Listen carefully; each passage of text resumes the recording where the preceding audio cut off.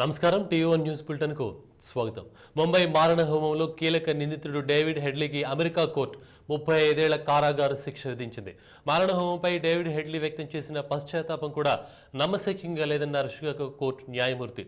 భారత న్యాయ నిపుణులు మాత్రం హెడ్లీకి అమెరికా కోర్టు విధించిన శిక్ష చాలా తక్కువ అంటున్నారు.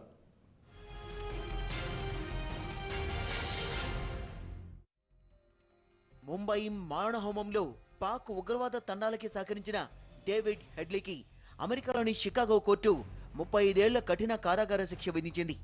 కట్టుదిట్టమైన భద్రతా ఏర్పాట్ల మధ్య న్యాయమూర్తి ఈ తీర్పు ప్రకటించారు. జడ్జి తీర్పు ప్రకటిస్తున్నప్పుడు కోర్టు కిక్కిరిసిపోయింది. 2008 నాటి ముంబై మారణ హోమంలో బతికి బయటపడ్డ కొంతమంది అమెరికా పౌరులు కూడా న్యాయమూర్తి తీర్పు వినేందుకు కోర్టుకొచ్చారు.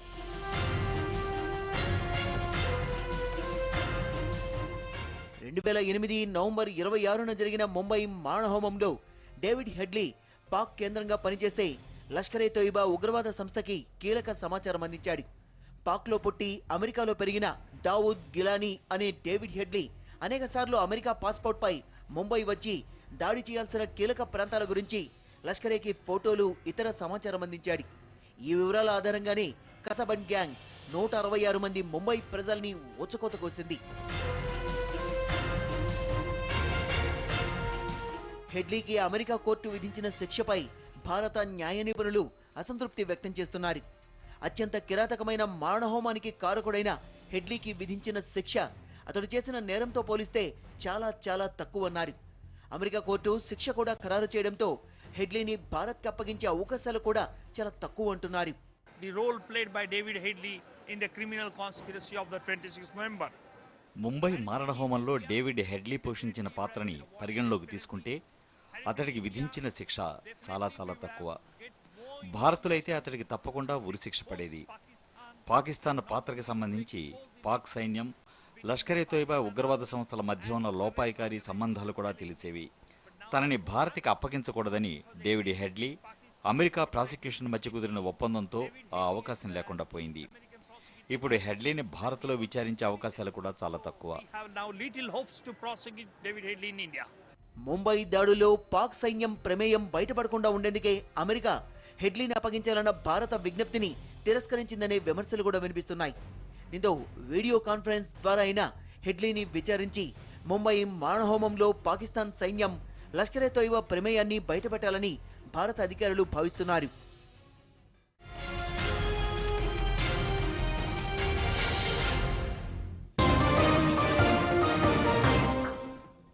లేటుగా ఉద్యమించిన లేటెస్ట్గా తెలంగాణ నిర్ణయాన్ని అడ్డుకున్నారని సీమాంధ్ర నేతలపై తెలంగాణలో ఆరోపణలు వెలువెత్తుతున్నాయి. అటు ఢిల్లీలో నేతల లాబీయింగ్కు ధీటుగా ఇటు సీమాంధ్రలో ఆందోళనలు ఊపందుకున్నాయి.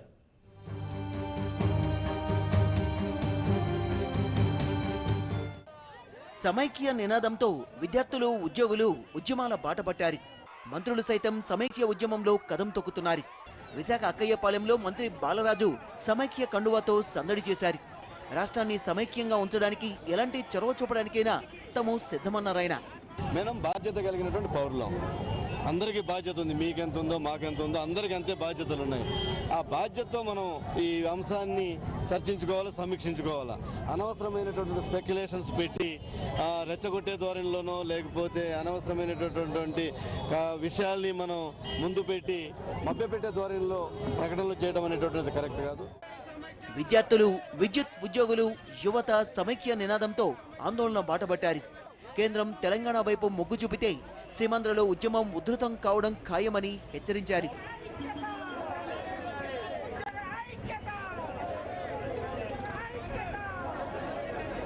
మీరు తెలంగాణ రావాలని కోరుకోవడం తప్పు. అందరూ సమైక్యంగా ఉండాలని చెప్తే మీకు గౌరవం ఉంటుంది అని చెప్పేసి మిమ్మల్ని హెచ్చరించడం జరుగుతుంది. మీరు ఫ్యూచర్లో ఎటువంటి ఇబ్బందికర వాతావరణం క్రియేట్ చేసినా సరే కబడ్దార్, మేము మాత్రం ఊరుకోమని చెప్పేసి మేము ప్రకటిస్తున్నాం. సీఎం సొంత జిల్లా చిత్తూరులో సమైక్య ఉద్యమం ఊపందుకుంటోంది. ఊరూరు, వాడవాడల విద్యార్థులు భారీ ర్యాలీలతో కదం తొక్కారు.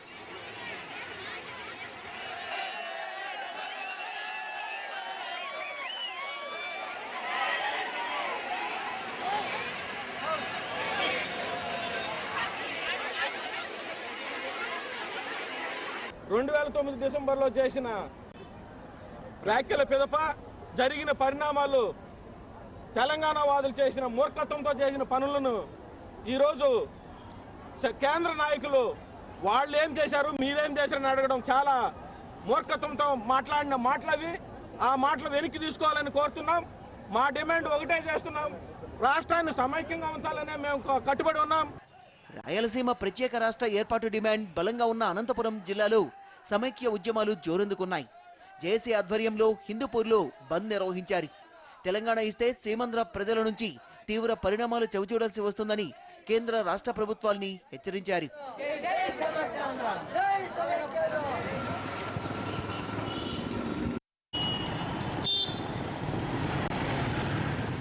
ఏపీ ఎన్జీఓస్ ఏలూరులో భారీ ర్యాలీ నిర్వహించారు. రాష్ట్ర విభజనకు అనుకూలంగా కేంద్రం నిర్ణయం తీసుకుంటే తాము సమ్మెకు దిగుతామని హెచ్చరించారు. ఆజాద్ వ్యాఖ్యల్ని స్వాగతిస్తున్నట్టు చెప్పారు.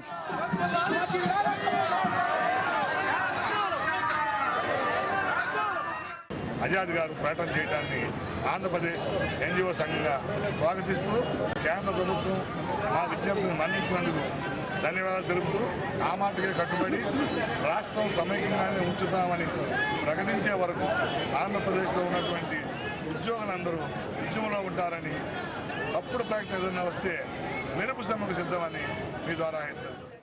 కృష్ణా జిల్లా కైకలూరు టీడీపీ ఎమ్మెల్యే జయమంగళ వెంకటరమణకు సమైక్య సెగ తగిలింది. సమైక్యవాదులు ఆయన ఇంటిని ముట్టడించారు. తాను సమైక్యవాదినేనన్న ఎమ్మెల్యే పార్టీ నిర్ణయానికి కట్టుబడి ఉంటానని చెప్పారు. ఢిల్లీలో సమైక్యవాదం వినిపించిన ఏపీ ఎన్జీఓస్ జిల్లాలోనూ ఉద్యమాల్ని ఉధృతం చేస్తున్నారు. ర్యాలీలు, ఉపన్యాసాలే కాదు, సమైక్య ఉద్యమంలో ప్రజాప్రతినిధుల ఇళ్ల ముట్టడి కార్యక్రమం కూడా మొదలైంది.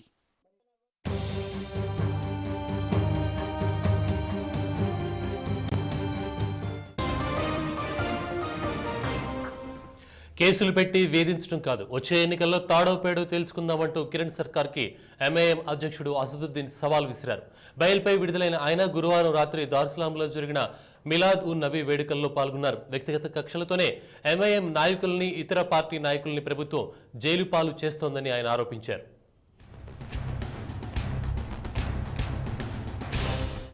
కాంగ్రెస్ పార్టీతో తెగదెంపులు చేసుకున్నప్పటి నుంచి కిరణ్ సర్కార్ని టార్గెట్ చేసుకుంటూ విరుచుకుపడుతున్న అసదుద్దీన్ ఓవైసీ మరోసారి మాటల తోటాలు పేల్చారు. సంగారెడ్డి జైలు నుంచి బెయిల్పై విడుదలైన అసదుద్దీన్ ప్రభుత్వం తమపై కక్ష సాధిస్తోందని మండిపడ్డారు. తామిప్పుడు చావుకి భయపడలేదని, కాంగ్రెస్ చేసిన కుట్రకి ఆ పార్టీయే బలవుతోందని విమర్శించారు. దమ్ముంటే తమని ఎన్నికల్లో ఎదుర్కోవాలని ప్రభుత్వానికి సవాల్ విసిరారు. आंध्र प्रदेश का चप्पे चप्पे का दौरा करेंगे, हर गली कूचों में जाएंगे. अरे तुम्हारे जुल्म से दबने वाले नहीं हम. मरना एक ही बार है किरण कुमार, दो बार नहीं मरते हम, एक ही बार हम मरेंगे.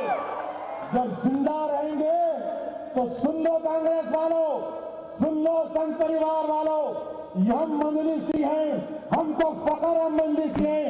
हम जिंदा रहेंगे तो गाजी बनकर रहेंगे. अगर मौत आएगी तो शहादत की मौत आएगी. ये हमको दुनिया पे इनसे मुकाबला करना नहीं आता. हम कोशिश करेंगे हिंदुस्तान में, आंध्र प्रदेश में, कैसी दारुसलाम में वक्त आएगा इंशाअल्लाह ताला, अल्लाह उसके रसूल के सत्य में दिन दिखाएगा कि काश मेरी जिंदगी में हो जाए कि आंध्र प्रदेश में मायावती, मुलायम सिंह लालू की तरह दलितों की बैकवर्ड क्लास की क़यादत बने. हम तैयार हैं इनके साथ काम करने के लिए, हम इनके साथ काम करने को तैयार हैं. బెయిల్పై విడుదలైన అన్న జైల్లో ఉన్న తమ్ముడిని వెనకేసుకొచ్చే ప్రయత్నం చేశారు. చిన్న చిన్న తప్పులు చేయడం మానవ సహజమని అన్న అసద్ అక్బర్ని జైల్లో పెట్టడం అన్యాయమన్నారు. మరోవైపు మహాత్మా గాంధీపై అసదుద్దీన్ సంచలన వ్యాఖ్యలు చేశారు. తమ దృష్టిలో మహాత్మా గాంధీ కంటే అంబేద్కర్, నేతాజీ, భగత్ సింగ్, ఆజాద్ గొప్పవారిని అన్నారు.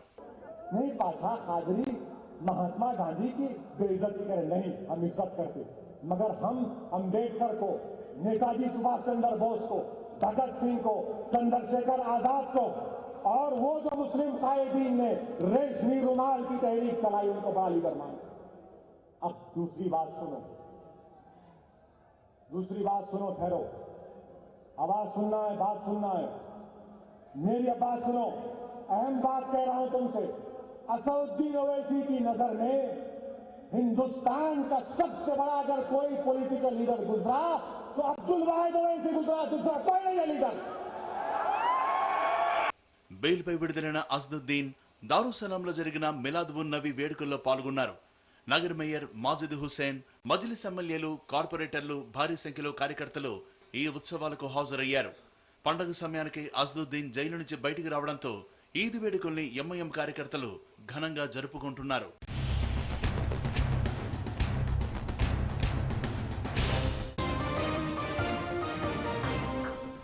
మీరు ఛాయ్ తాగుతున్నారా? బడ్డీ కొట్టులో గ్లాసులకు గ్లాసులు ఛాయ్ లాగించేస్తుంటారా? అయితే మీ ఆరోగ్యాన్ని చెక్ చేసుకోండి. ఖచ్చితంగా మీకు గ్యాస్ ట్రబుల్, అల్సర్ వంటి రోగాలు అంటుకునే ఉంటాయి. ఎందుకంటే రోడ్డు మీద బడ్డీ కొట్లలో దొరికే ఛాయ్ 100కు 100% కల్తీ. జీడిపప్పు పెంకులకు రంగులేసి టీ పౌడర్ తయారు చేస్తున్నారు. అదే కల్తీ పౌడర్తో మంచి రంగొచ్చే టీని తయారు చేసి జనానికి అమ్ముతున్నారు. ఈ నకిలీ టీ పౌడర్ దందాను మీరే చూడండి.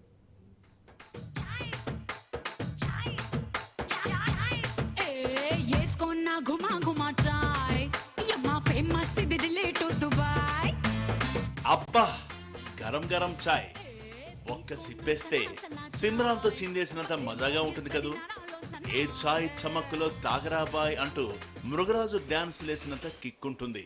ఏ చాయ్ చటుక్కున తాగరా భాయ్, ఈ చాయ్ చమక్కులే చూడరా భాయ్. ఏ చాయ్ ఖరీదులో చీపురా భాయ్, ఈ చాయ్ ఖుషీలనే చూపురా భాయ్. ఏ చాయ్ గరీబుకి విందురా భాయ్, ఈ చాయ్ నవాబుకి బంధువే.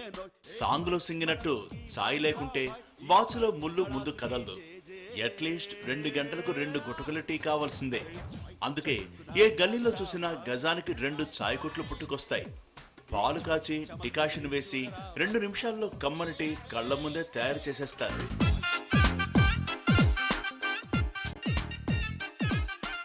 చాయ్ బాగుంది, రంగు, రుచి, చిక్కదనం అదిరింది. ఇంతకు ఈ టీలో ఏం కలుస్తుంది అని ఒక్కసారైనా ఆలోచించారా? అయితే ఇప్పుడు ఆలోచించండి. మీరు 2 గుటకలేసే ఆ టీనే మిమ్మల్ని ఆసుపత్రి పాలు చేస్తుంది. అల్సర్, గ్యాస్ ట్రబుల్, అలర్జీ వంటి రోగాలతో మీ ఒంటిపై దాడి చేస్తుంది. ఇది అక్షరాల నిజం. టీవీ9 నిఘాలో బయటపడ్డ వాస్తవం.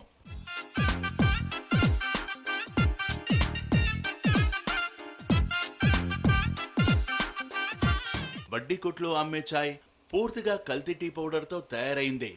జీడిపప్పు గింజలపై ఉండే సన్నటి పొరను కత్తిరించి దానికి సన్సెట్ కలర్ కెమికల్తో కోటింగ్ ఇస్తారు. అది నల్లగా టీ పౌడర్ లాగా తయారవుతుంది. సన్సెట్ కలర్ ద్వారా వచ్చే ఛాయ్ని ఇప్పుడు మనకు బడ్డీ కొట్టలో అమ్ముతున్నారు. గ్లాసు 5 రూపాయలే కదా అని మనం గుడ్డిగా తాగేస్తున్నాం. అది పచ్చి విషయం అని గమనించలేకపోతున్నాం. టీ పౌడర్ కల్తీపై కన్నేసిన టీవీ9 పశ్చిమ గోదావరి జిల్లా ఏలూరులో టీ పౌడర్ అమ్మే వ్యాపారుల దగ్గర నుంచి శాంపిల్స్ సేకరించింది. టీ కొట్టు పెడుతున్నాం, ఏ పౌడర్ బాగుంటుందని ప్రశ్నిస్తూ వ్యాపారుల దగ్గర అసలు విషయాన్ని రాబట్టింది.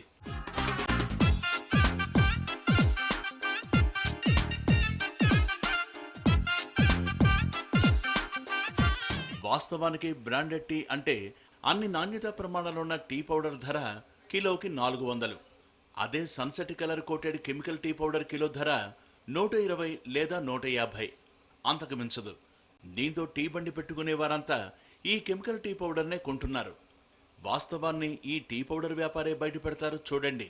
ఒకసారి ఎందుకంటే కలర్ తగ్గుతూ ఉంటుంది, ఇది ఎవాపరేటెడ్ అయిపోతుంది, అంటే కలర్ ఆరిపోతుంది. అందుకనే మేము ఒక పెట్టగలం. అదే కానీ ఇది వాటర్లకు వాడేవాళ్ళు ఏంటంటే ఒక 5 స్కేల్ తీసుకెళ్ళారు అనుకోండి, అక్కడ బేగ్ అయిపోతుంటే కలర్ కంప్లీట్గా ఇవే వాడుతున్నారు. పావు కేజీ వచ్చి గ్రూప్ బ్యాండ్ 100 రూపాయలు ఉంది, అంటే కేజీ 400. అక్కడ టీ మాస్టర్ కప్ చెప్పాడు, ఆడేసే పక్కన పడేస్తాను.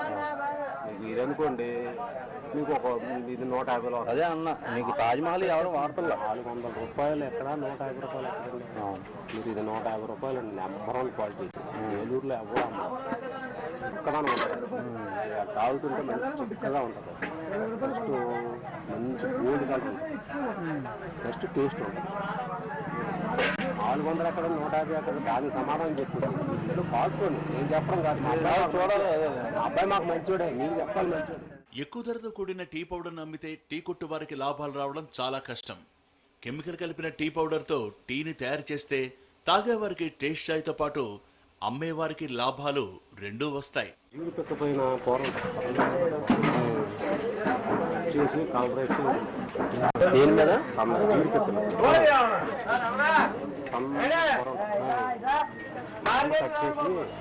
ఎల్సీ అందుకని మీకు కేజీ 400 రూపాయలు టీ పొడి అమ్ముతుంటే 10 రూపాయలు ఎలా ఎలా ఇవ్వగలుగుతున్నాడు అనే జ్ఞానం మనకు ఉండాలి.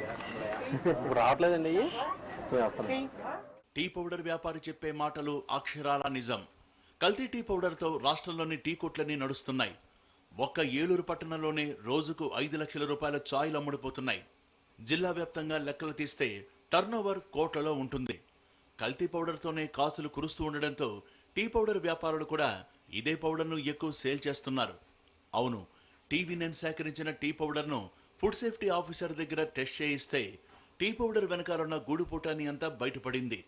కల్తీ రంగు కళ్లకు కట్టినట్టు కనిపించింది.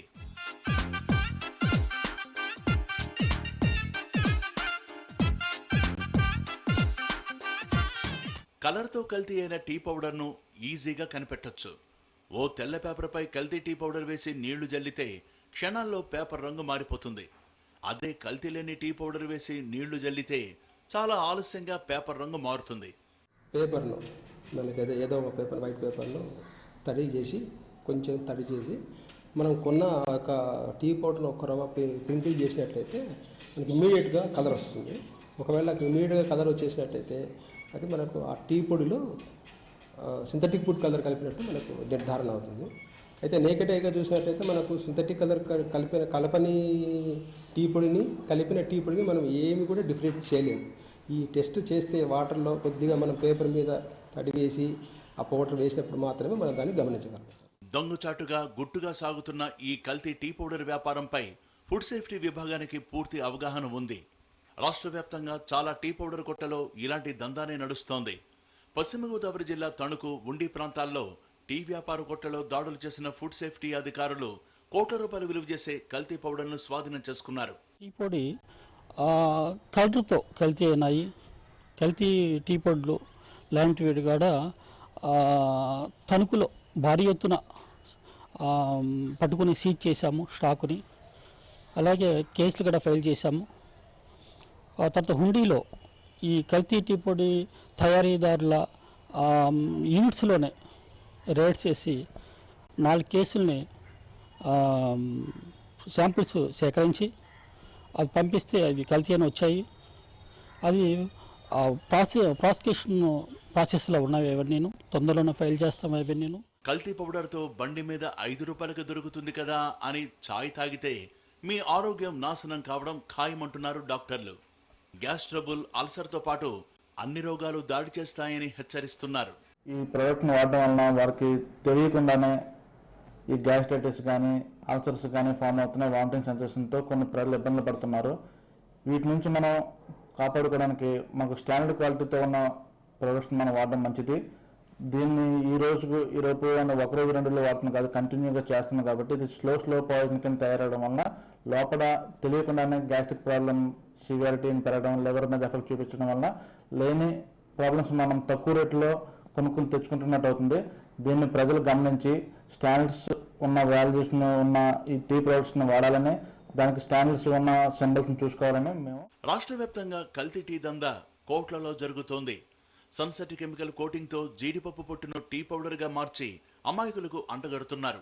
తక్కువ ధరకు వస్తుంది కదా అని టీ కొట్ల వ్యాపారులు కూడా అదే పౌడర్ను కొనుగోలు చేస్తున్నారు. ఫుడ్ సేఫ్టీ అధికారుల నిర్లక్ష్యంతో టీ కొట్లపై దాడులు చేసిన సందర్భాలే లేవు. ఈ పరిణామాలన్నీ టీ ప్రియుల ప్రాణాలు తీయటం ఖాయంగా కనిపిస్తోంది.